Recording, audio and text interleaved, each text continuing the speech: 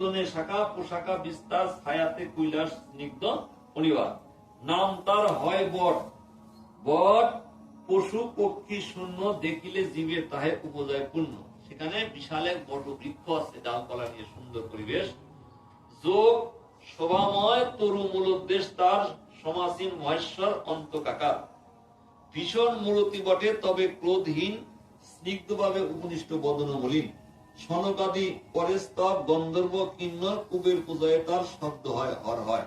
সেখানে গিয়ে দেবতারা সনক খুশি সকলেই দেবাদিদেব মহাদেবের সন্তুষ্ট করার জন্য স্তব প্রার্থনা করলেন।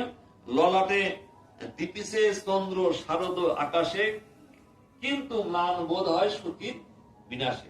তার চোখ দুটো যেন তাদের মতো, অথচ আজকে শুধু কি সতীর বিরহে তার যে মুখের যে লাবণ্য, সেই লাবণ্য আর দেবাদিদেব মহাদেবের নাই।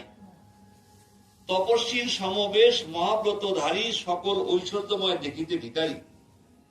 ঋষি শ্রেষ্ঠ সে নারদ সম্মুখে তাহার, জিজ্ঞাসেন ব্রহ্মজ্ঞান বিবিধ প্রকার। ব্রহ্মের মহিমা হর প্রকাশেন সুখে, তাহাতে বিস্মিত তাই রণ সতী সুখে।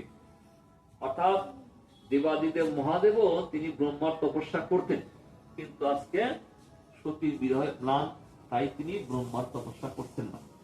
অপরূপ ব্রহ্মাবাণী নারদ সুমতি, শিবের নিকটে আসি শুনেন সম্প্রতি। এভাবে হেরিয়া তবে কমল আসন, দেবগণ সহমিলি বন্দিলা চরণ। যদ্যপি সবার শ্রেষ্ঠ উঠিয়া সত্য, ব্রহ্মারে করেন নতি সুখে দিগম্বর।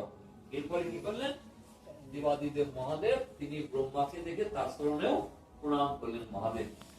সহসা দেবতা সহ দেব পদ্মজনী, কৈলাস ভবন হলো উদয় যেমনি। আচার্য হইয়া যত মুনি সিদ্ধগণ, সকলে বন্দিল শুভেন ব্রহ্মার চরণ।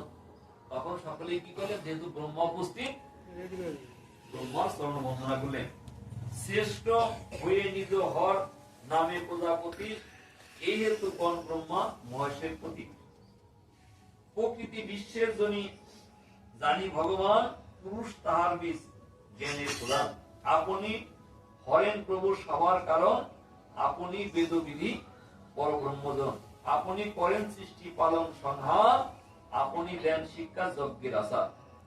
অর্থাৎ সৃষ্টিকর্তা ব্রহ্মা তিনি দেবাদিদেব মহাদেবের কি মহিমা প্রকাশ করছেন, যে ভগবান যদিও পৃথিবী সৃষ্টি করেন তিনি, কিন্তু সংহার কর্তা তুমি।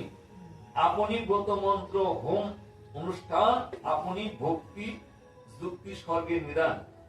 এক কথা তবপতি মম মম মহেশ্বর,